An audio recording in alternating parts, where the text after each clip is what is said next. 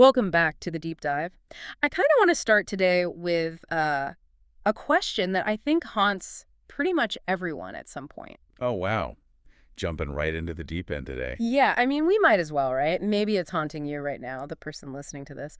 Have you ever felt like your life is just running on a script that you didn't actually write? A script you didn't write. Yeah. I think we've all been there. Right. It's that feeling of being stuck in a loop. It's like Groundhog Day, but without the charm of learning to play the piano or whatever. It's way less cinematic in real life. Exactly. It's more like you keep hitting the exact same professional ceiling over and over again. Or maybe you date different people, different faces, different names. But 3 months in, you suddenly realize you are dating the exact same person. With the exact same problems. Yes. Or maybe it's just I don't know, that spike of anxiety you feel every single time you walk into a crowded room and you're thinking, I'm a grown adult. Why do I still feel like a scared teenager? It really is the universal human struggle. Because we often feel like we are moving forward just because time is passing. Yeah, sure. Time only goes one way. Right, so we get older, we change jobs, we move apartments. But if you actually look at the GPS trace of our emotional and psychological lives, we are often just, circling the exact same block. We're just doing laps. And the sources we are looking at today, which are this really fascinating, dense collection of seminar transcripts and teachings, they promise something pretty bold. They really do. They aren't talking about just fixing the loop or putting a Band-Aid on it. Right, they aren't talking about polishing up your current self so you can be 10% more efficient at work. They are introducing a concept that is actually kind of radical. They call it the new you. And we have to be really careful with that phrase right out of the gate. Yeah, because new you sounds like a marketing slogan for a gym membership in January. Exactly. Yeah. But in the context of these documents we're deep diving into, new you is almost a technical term. It implies a fundamental shift in identity. A structural change. Right. It's the difference between renovating a house like painting the walls or fixing a leaky faucet and just bulldozing the entire house to build a skyscraper. It's a total teardown. But here is the catch, and this is where we really have to start the work. If we want this new version of ourselves, if we actually want to break the loop, we have to identify the problem. We have to find the villain of the story. Exactly. Who is stopping us? Well, this is the hard truth that serves as the entry point for all the material we're covering today. And honestly, it's the part most people turn away from because it's incredibly unpleasant. Tell them. The antagonist is you. Ouch. Yeah, that's rough. It is uncomfortable, yes. But the core premise here is that we are the primary obstacle standing in our own way. We are the ones holding the stop sign. We are the jailer and the prisoner at the same time. Precisely. Now, before we really get into the gears of how to dismantle this... Oh, I want to mention quickly, yeah. Today's deep dive is based on a specific set of methodologies. These are actual transcriptions of live events where people are really doing this intense psychological work. But per the instructions of the material itself, and to keep this universally applicable for you listening, we are keeping this entirely anonymous. Right. We aren't going to reference specific authors, gurus, or institutions. We are looking strictly at the wisdom itself. Which is actually quite fitting when you think about it. How so? Well, the material asks you to strip away your personal labels, so it makes sense that we should strip away the labels of the source material too. Oh, that's a great point. Let's just look at the raw mechanics of how to get out of your own way, completely without the bias of whether you like a certain author or disagree with a certain school of thought. Exactly. So our mission today is super practical. We are unpacking the step-by-step psychological tools to construct a reality that actually serves you. Let's do it. And to kick this off, I want to anchor us in a story that I found in the source material. It's a metaphor, or maybe a parable, about a sultan and a dog. I love this story. It's essentially a brilliant treatise on the illusion of the enemy. Right. So the story goes like this. There is this incredibly powerful sultan. In the context of the story, he represents the absolute pinnacle of success. He's strong, he's undefeated, wealthy, wise. Right. And his students, or his followers, they come up to him and ask, what is the secret to your strength? How did you become this completely unstoppable force? And you'd expect him to talk about a great battle or some genius political strategy. But he doesn't. He tells them a story from his childhood about a dog. Which completely grounds the wisdom in something very primal and easy to understand. So he says he was walking by a river one day and he saw a stray dog. And this dog was in really bad shape. It was clearly dying of thirst. The material describes it vividly, too. panting, ribs showing, just that desperate, frantic energy of an animal that is literally on the brink of death.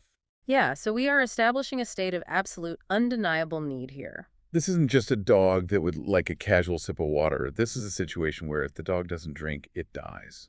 Right, so the dog rushes up to the riverbank to drink. It's completely driven by instinct at this point. But the very moment it looks down at the water, it freezes. It slams on the brakes. Hard, because it sees its reflection. But, being a dog, it lacks the cognitive ability to understand what a mirror or a reflection actually is. It thinks the reflection is another dog. Exactly. And not just any dog. Because the dog itself is terrified and aggressive from this burning thirst, it sees a terrified, aggressive dog staring right back at it. It projects its own internal state entirely onto the external world. It sees a monster blocking the water. Right, so what does it do? It recoils. It runs away in absolute terror. It essentially chooses the thirst over the confrontation. But the biological need is still there. Yeah, the thirst is so bad, it's burning so hot that it has to try again. So it creeps forward, looks down, sees the enemy staring back again, teeth bared, eyes wide, and it runs away again. And this happens over and over. Over and over, the dog is just trapped in this horrible loop between death by thirst and fear of this imaginary enemy. And this is where the Sultan in the story pauses, right? Because this right here is the human condition. We are the dog. We absolutely are. We have a need to be loved, to be successful, to be creatively expressed. But we approach the river of life and we immediately see an obstacle. And finally, the Sultan says, the dog's thirst just becomes greater than its fear. The biological imperative just completely overrides the psychological terror. It just can't take the pain of the thirst anymore. Right, so it just closes its eyes and jumps into the river. This is the moment of truth, the leap of faith. And what happens? The exact moment the dog hits the water, the reflection vanishes. The enemy just disappears. The cool water surrounds it. The dog drinks, it survives, and it realizes there never actually was another dog. The barrier was basically a hologram. It's such a potent metaphor because it perfectly describes the mechanism of projection. Break that down for us. The expert analysis here is that the enemy blocking us, whether that's the fear of asking for a promotion, or the fear of leaving a really bad relationship, or even just the fear of starting a new creative project, is almost always just a reflection of our own internal state. So we are the dog barking at the water. Precisely. Think about it in a modern context. You want to ask for a raise, you need that money, which is the water in this scenario, but you approach your boss's office and you just freeze. Your hand is on the doorknob and you can't turn it. Why? You aren't actually afraid of the boss. You're afraid of the projection you've just put onto the boss. You project rejection. You project rejection. You project the idea that you aren't worth the money. You see a monster sitting at a desk who is going to say no. So we hesitate to take action. We hesitate to drink the water because we have created this elaborate narrative that the world is hostile. But the hostility is literally just a reflection of our own internal hesitation and insecurity. And the lesson the Sultan took from that, and really the lesson for us listening right now, is about the fundamental nature of action versus anticipation. Yes, the fear exists only in the anticipation. It exists on the bank of the river. It does not exist in the water. That's the key takeaway. The moment you jump in, the moment you take the actual physical action, the illusion just dissolves. Because you can't be terrified of the thing while you are actively doing the thing. Exactly. You cannot be paralyzed by fear and in forward motion at the exact same second. Yeah. The narrative collapses the moment reality takes over. The dog couldn't think its way out of the problem. No, it couldn't sit on the bank and psychoanalyze the reflection until the reflection decided to pack up and leave. It had to act its way out. Action is the solvent for fear. I think that's where so many of us get completely stuck. We try so hard to think our way out of fear. We sit there trying to rationalize the reflection. We say things like, maybe if I wait a few months, the economy will be better, or my boss will be in a better mood. Maybe the other dog will just leave. But the reflection never leaves until you break the surface of the water. It can't leave. It's you. So if the first step here is realizing that the enemy is an illusion, a projection of ourselves, the second step has to be figuring out how we actually built that illusion in the first place. Right. Why do we look at the water and see a monster instead of just seeing water? Which brings us perfectly to section 2 of our deep dive, the anatomy of self-sabotage. The source material spends a massive amount of time discussing the internal dialogue, The chatter. That narrator in your head. the radio station that literally never turns off. And the transcripts point out that for most people, this internal radio is stuck on a station that is just constantly judging, blaming, and victimizing the listener. It's what they call the victim trap. And this is a major, major focus of the material. It's a tricky one to talk about because it requires a lot of nuance. Yeah, people get defensive. Naturally, because we all have a tendency to outsource the authority over our lives. We say things like, my parents raised me this way, so I can't help it. Or my spouse is completely unsupportive of my goals. Or I'm just unlucky. Or the economy is terrible right now, so I can't start a business. But I mean, let's be real for a second, though. Sometimes those things are factually true. They absolutely are. If the economy crashes, that's not my fault. If my parents were overly critical when I was a kid, that really happened. I didn't make that up. They can be factually true, yes. Your parents might have made huge mistakes. The economy might literally be in shambles. But the source makes a very critical distinction here between fault and responsibility. Fault versus responsibility. Blame keeps you a victim. As long as you hold on to the narrative that someone else or something else holds the pen of your life story, you cannot write a new chapter. Wow. That really hits home. Because if it's their fault, then logically I have to wait for them to change before I can ever be happy. And that's a waiting game you are going to lose every single time. Every time.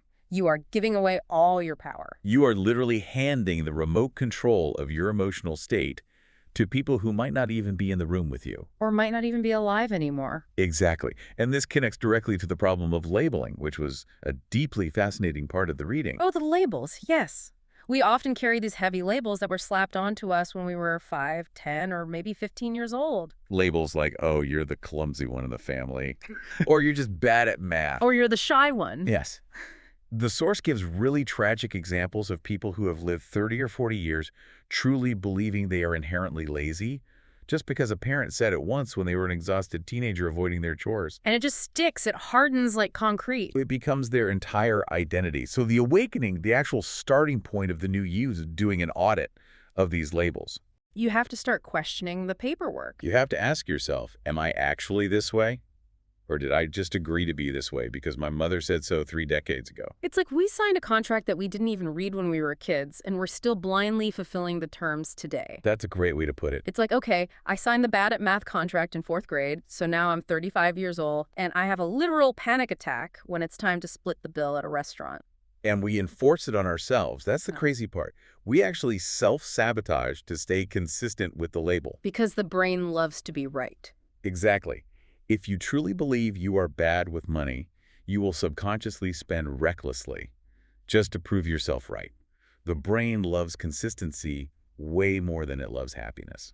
That is terrifying. So how do we stop it? How do we tear up the contract? The material offers a really practical technique called the awareness audit, or catching the thought. It sounds deceptively simple, but let me tell you, it is the hardest work you will ever do. You cannot change what you don't notice. Right. The instruction is just to try and catch yourself in real time when you use a negative label or when you try to play the victim card. How did that go for you when you tried it? I actually tried this after reading the notes to prep for the show, and I have to admit, it is shocking how often I do it. I was in the kitchen, and I dropped a spoon on the floor.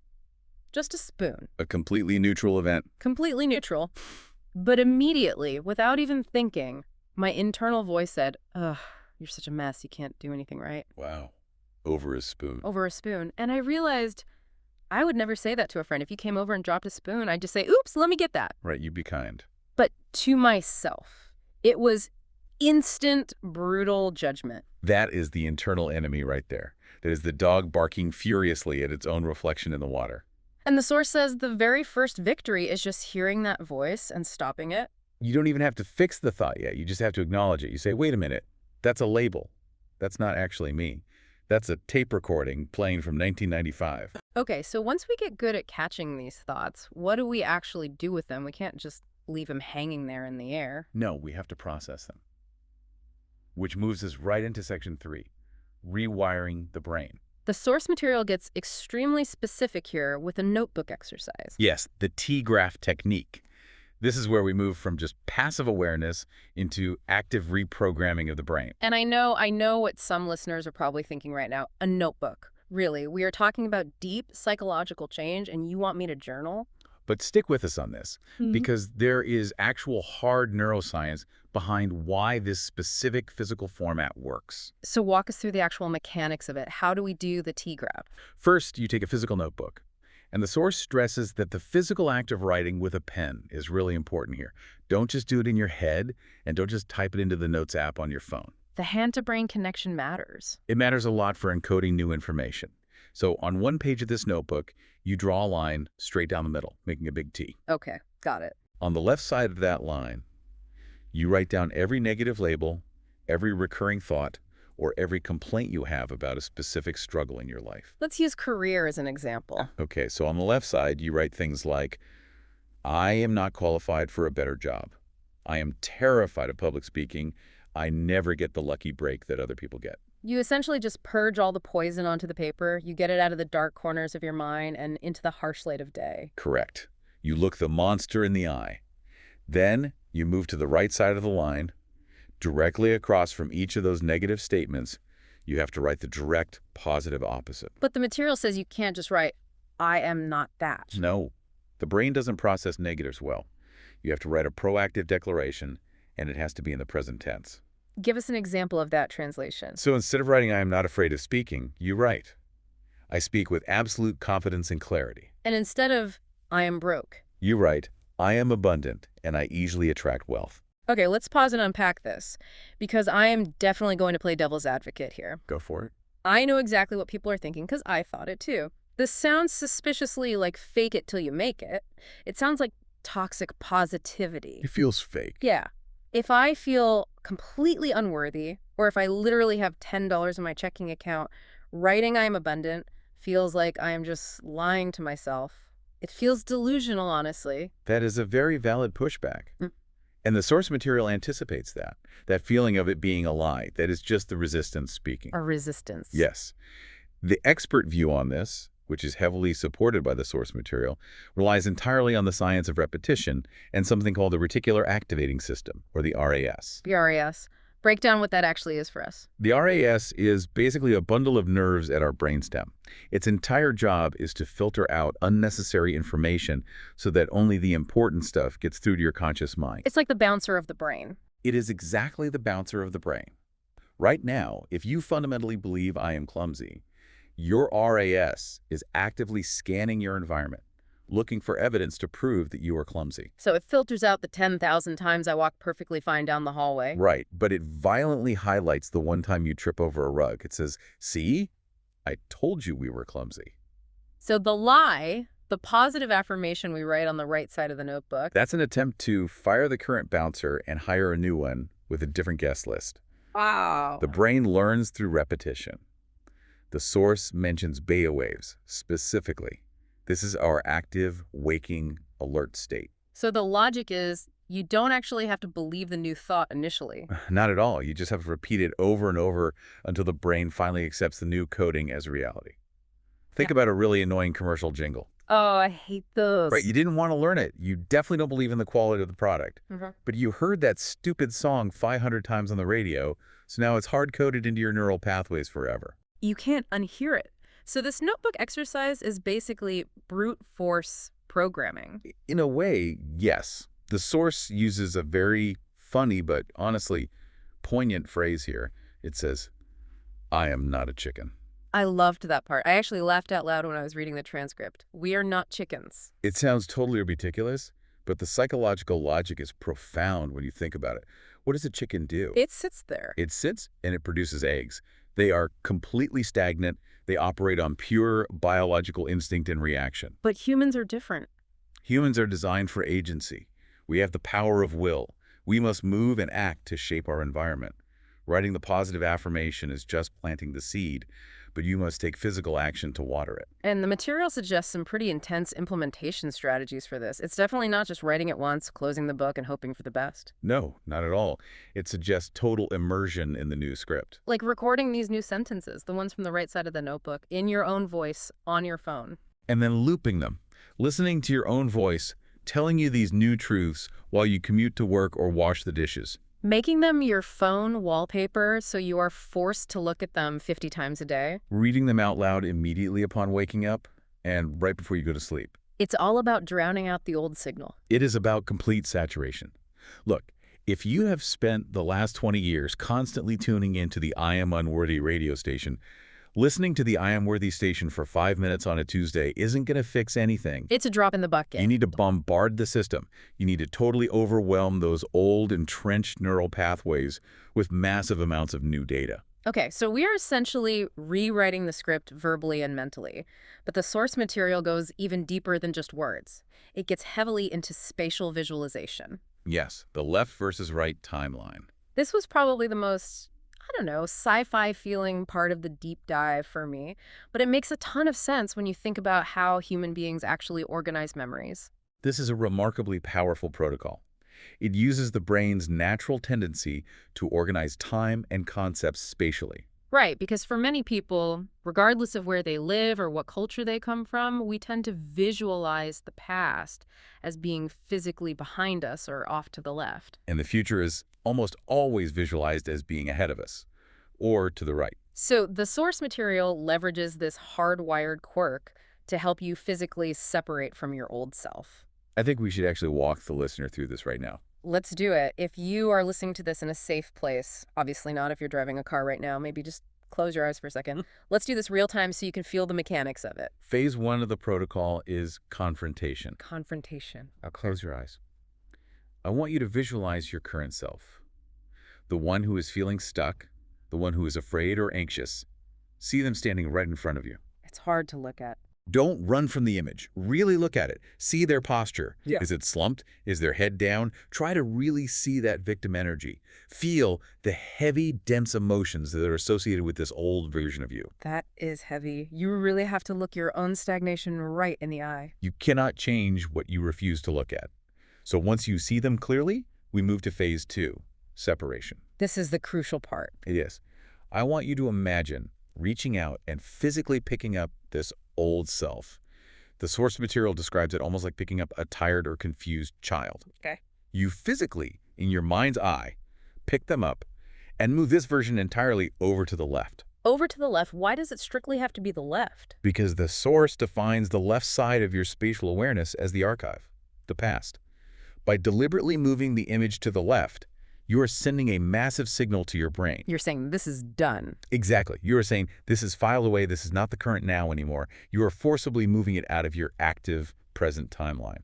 Okay, so the old me is sitting over there on the left. It's kind of fading out. Now what happens? Phase 3, creation. I want you to turn your mental gaze to the right.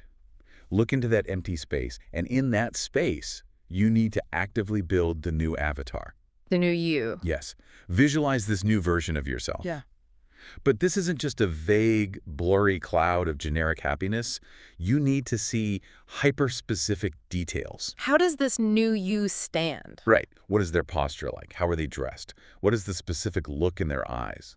Are they glowing? Do they look confident, peaceful, untouchable? You're essentially acting as a director building the character you want to play next. You absolutely are. And once that image is crystal clear, once you can literally see the spark of life in their eyes, you move to phase 4, merging. Merging. You take this new version and you move them from the right side, bring them right into the center, directly in front of you. Okay, they're right in front of me now. You imagine reaching out and holding hands with this future self. You feel the warmth of their hands. Then you count to 3 and you physically step forward, right into this new avatar. Like putting on a perfectly tailored suit. Like stepping into an Iron Man suit. You merge completely. Suddenly you feel what they feel. You are seeing the world out of their eyes. Notice how your spine naturally straightens. Notice how your breathing deepens. The source really emphasizes the emotional shift that has to happen here. It's not just a dry visual exercise. It is profoundly a feeling exercise. If you don't feel it, it doesn't work. You have to literally feel the relief of letting the old, heavy version go to the left archive. That's the spatial anchoring in action. Exactly. By creating a very distinct physical location for the old and the new in your mind, you break the psychological continuity. You are proving to your subconscious, I am no longer that tired person on the left. That is just a memory now. I am this powerful person in the center. I really love that. It's like a private mental ritual to permanently break the loop. It is very effective. But, you know, as we move into section 5, the deep dive, The source material drops a pretty massive hammer of reality on us. Oh, yes, it does. Because we can sit around and visualize all day long. We can write 100 pages in our notebooks. But there is a proverb cited in the text that just stops you cold. It's a Turkish proverb, I believe. Yeah. Taş masule de armın dönmez. Which roughly translates to, you cannot turn the mill with carried water. You cannot turn the mill with carried water. I mean, that is just beautiful poetry, but it's also a very stern warning. It really is. What does that actually mean in the practical context of self-help and personal transformation? It is a profound warning about the absolute limits of external motivation. Think about what the carried water is in your life. It's this deep dive, for one. Exactly. It's listening to us right now. It is the stack of self-help books sitting on your nightstand. It's the expensive weekend seminars you attend. It's those motivational YouTube videos you watch at 2 in the morning when you can't sleep. It is water that you are constantly bringing from the outside to pour over your own wheel. And it spins the wheel for a second, right? Yeah. You listen to a great show like this and you feel totally pumped up. Yeah, you feel like you can run through a brick wall. For about an hour, you feel inspired. You feel ready to conquer the world. But eventually, the bucket runs out. The water just evaporates. And the wheel stops turning. The mill, which is a metaphor for your actual life, your daily grind, your difficult Tuesday morning meeting, that mill only turns sustainably if the water source is a raging river flowing directly from within you. That is the crucial difference between motivation and identity. Motivation is just a bucket you have to keep refilling. Identity is an endless river. Beautifully said. And the source uses this proverb to call out what I always like to call the savior fallacy. The savior fallacy, we all fall for that one. Constantly. So many people go to therapy, or they hire a life coach, or they listen to countless deep dives, fully expecting the expert to just fix them. They want the expert to turn the wheel for them. They show up and say, here I am, I'm completely broken, here are all my pieces, now you put me back together. And the source material here is incredibly blunt. It's almost harsh, but it needs to be. It says, no one can fix you but you. Period. Period. The guide can show you where the path is. We can sit here and explain the left-right visualization until we're blue in the face. We can give you the T-graph notebook exercise. But we cannot hold the pen and write the words for you. You have to walk the path yourself. You have to generate the flow of the water. It really reminds me of that famous definition of insanity, the one usually attributed to Albert Einstein. Doing the exact same thing over and over again and expecting a different result. Exactly. If you want a new you, you absolutely must do something you have never done before. If you always wait for someone else to come save you, the radical new you action is to finally save yourself. If your pattern is to always stay silent in meetings, the new you action is to open your mouth and speak. You have to be the one to generate the water for the mill. Speaking of generating your own flow, we have to pivot and talk about the environment. Yes, the ecosystem you live in. Because even if you are doing the work, even if you are generating your own water, it's going to be incredibly hard to keep that mill turning if the people around you are constantly throwing heavy rocks into your gears. It will grind to a halt. Which brings us to section 6, environmental detox and relationships. And this section starts with a great little anecdote that I think everyone listening is going to remember. Oh, the interview with the 117-year-old? Yes. So a 117-year-old person was being interviewed and was asked for the ultimate secret to longevity. And, you'd expect them to say something folksy like eating a bowl of yogurt every day or drinking olive oil. Or getting 8 hours of sleep and avoiding stress. Right. But what did they actually say? They said, very simply, remove toxic people from your life. It is so simple, brutal, but incredibly effective. The source material dives deep into what they call the circle audit, because most of us are completely surrounded by what they term energy vampires. Energy vampires, we all know at least 3 of them. We really do.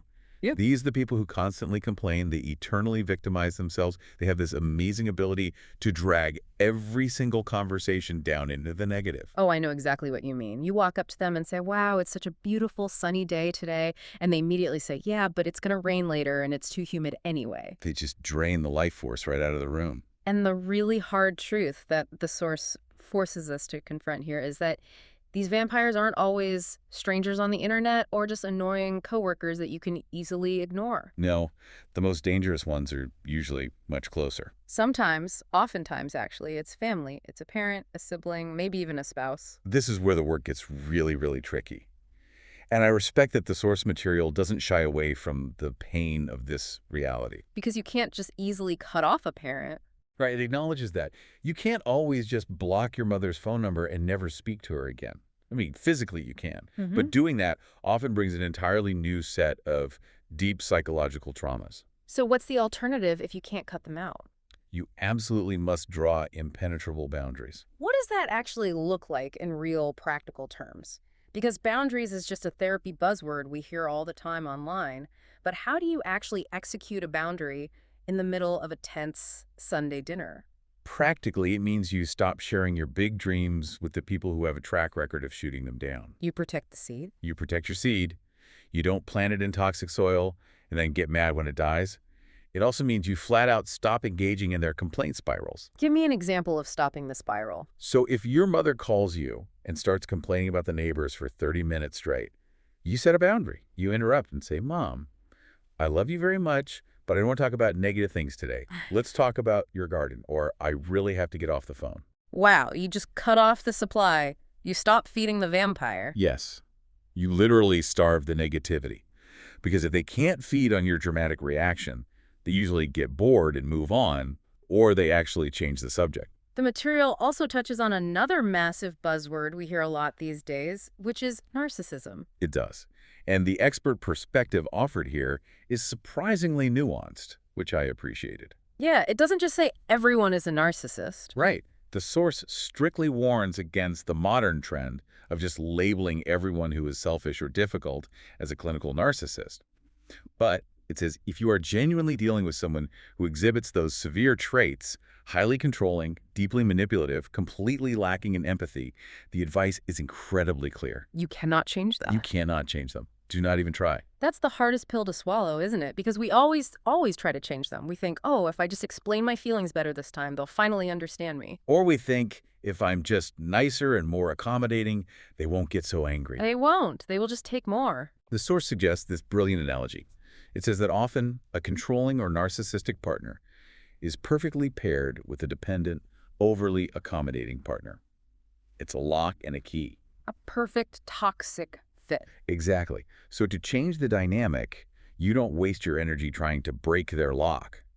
You change your key. You strengthen yourself. You build your own self-worth up so incredibly high that their manipulative tactics simply no longer land. They don't fit the lock anymore.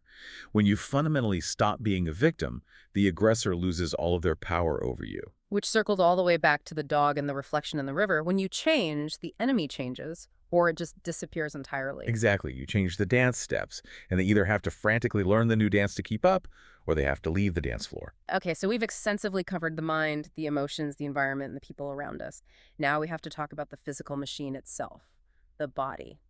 Which brings us to section 7, the physiology of change. You cannot fundamentally change your mind while your physical body remains stagnant.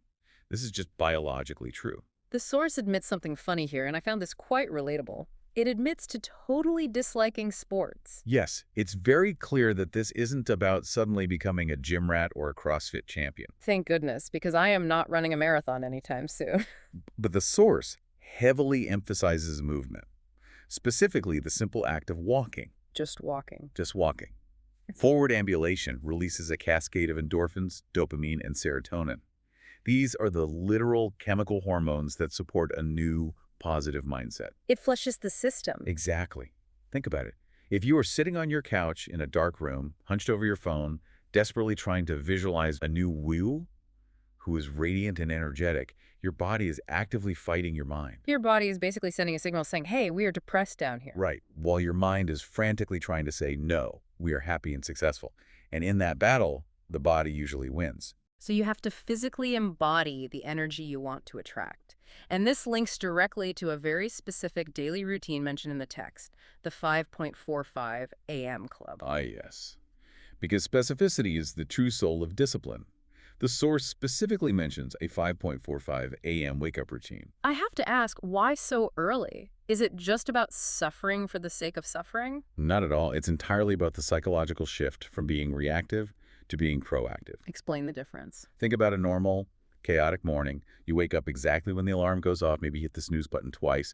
You finally drag yourself out of bed, the kids are screaming, the dog needs to go out, and your phone is already pinging with 10 urgent work emails. You are starting the day completely on defense. You are. You are instantly reacting to the world's demands. You are already behind. So waking up at 5.45 changes that. Waking up at 5.45, or really just significantly earlier than you actually have to, gives you a protected pocket of time where you are entirely on offense. The world is still asleep. No one is emailing you. No one needs anything from you yet.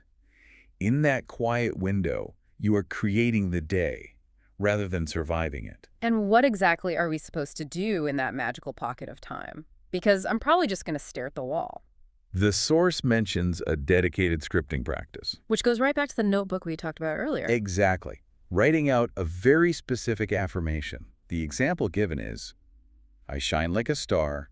I am creating my new version. And you write it 20 times. 20 times by hand. 20 times honestly seems a bit repetitive and tedious, doesn't it? That's the point. It's supposed to be mechanical. It forces absolute focus. You literally cannot write a sentence 20 times by hand while simultaneously doom scrolling on Instagram or watching the morning news. It centers your mind completely on the primary intention of the day. And look at the phrasing. I shine like a star. I'll admit it sounds a little bit cheesy at first glance. It does, but get past the cheese and look at the function. It's an assertion of visibility. An assertion of visibility. I like that. Most of us walk around trying our hardest to hide. We try not to be seen. We try to blend in so we don't make a mistake or get criticized. Writing I shine like a star 20 times is a direct command to your subconscious. It's saying it is finally safe to be seen. It is safe to be bright and take up space. Exactly. And then we have to look at the other bookend of the day. We start strong at 5:45 a.m., but we have to end properly with the evening review. This part is critical. The rule is never, ever wake up without a plan. The source strongly advises deciding tonight exactly what you're going to do tomorrow. Because if you don't decide what your day looks like, the world will happily decide for you, and you won't like that plan. Precisely. And there is some really interesting neuroscience at play here, too. The source brings up beta and theta brainwaves again. Tell us about the waves. The human mind is at its absolute most suggestible in two specific windows. Right before you fall asleep and right after you wake up. These are the twilight zones of the brain. So if you fall asleep stressing out about your unpaid bills and your awful boss, you are literally programming your brain to search for more problems all night long. Your subconscious just marinates in pure anxiety for 8 hours. That sounds exhausting. So what happens if we do the evening review instead? If you fall asleep reviewing your new drawer, you plan for tomorrow, and you mentally repeat your positive affirmations as you drift off, you are marinating your brain in potential. Marinating in potential. I love that phrasing. You wake up the next morning, and your subconscious has already been cooking up solutions while you slept. Way better than waking up with a stomachache from anxiety marination. Much better. It sets the tone for the 5.45 wake-up. Wow. Okay, so let's take a breath and bring this all in, because we have covered a truly massive amount of ground today. We really have. We started all the way back with the Sultan and the dog, this profound idea that the terrifying enemy stopping us is usually just a reflection of our own internal hesitation. Then we moved to the T-graph in the notebook, that practical, slightly tedious, but vital tool of rewriting our internal script from negative victim labels to positive present tense action. Using the science of repetition to hack the RAS. Then we walk through that intense left versus right timeline visualization, physically picking up the old self and archiving it to the left, while stepping into the glowing new self on the right. We discussed the heavy truth of the watermill proverb, the understanding that you absolutely must take responsibility for your own energy because carried water will eventually run dry. No one is coming to save you. And then we talked about detoxing the environment, cutting off the energy vampires, and setting iron-clad boundaries even with the people you love. And finally, anchoring all of that in physiology. Waking up early, moving the body to release dopamine, and scripting your reality before the rest of the world wakes up and demands your attention. It is a totally comprehensive toolkit for bulldozing the house and building the skyscraper. But as we wrap up this deep dive, I really want to ask, what does this actually mean for the listener right now? The big so what? Yeah. Why should they care about doing all this exhausting work? Because let's face it, it sounds really hard. It is hard work. Let's absolutely not sugarcoat it. Bulldozing your entire identity and building a new life is infinitely harder than just enduring an old, comfortable one, at least at first. But what's the alternative? The alternative is staying stuck in the loop forever. The real takeaway here is that the new you isn't some magical destination you arrive at one day and then just stop working. It's not a finish line. No. It is A daily, relentless practice. Every single morning when that 5.45 alarm goes off, you have a choice to make, a vote. Do I look left to the heavy memory of who I used to be? Or do I look right to the vision of who I am actively becoming? It's a daily vote. And the relevance of this is incredibly simple and blunt. You have a strictly limited amount of time on this planet. The clock is always ticking. Do you really want to spend your limited time acting like that terrified dog, endlessly running back and forth on the bank of the river, paralyzed by a fake reflection? Or do you want to spend it in the water, drinking deeply, fully alive? That is the ultimate question. And I think that leads perfectly into our final thought for today. Yes. I want to leave you with something to really mull over, something that builds on everything we've torn apart and put back together today. Let's hear it. I want you to imagine that you completely stripped away every single label your parents ever assigned to you. The lazy one, the smart one, the quiet one, the wild one. Strip them all away. Drop the contracts. Exactly. And then I want you to mentally strip away every single complaint you currently have about your life. Your annoyances about your boss, your stress about your bank account, your anger about the traffic on your commute. Erase all of it. Okay, so the slate is completely blank. The room is totally empty. Who is left standing in that room? Wow. Without the ancient labels from the past and without the endless complaints about the present, who actually is that person? That person is a total stranger. That stranger is the exact person you urgently need to meet. That blank slate is the raw, unshaped material of your new you. Go introduce yourself to the stranger in the mirror. I love that so much. Thank you for breaking all of this down with me today. It was an absolute pleasure. And a huge thank you to everyone out there listening to this deep dive. Good luck buying that new notebook. Good luck setting that 5.45 a.m. alarm. And whatever you do, remember, just jump in the water. The enemy isn't real. We'll see you on the next deep dive.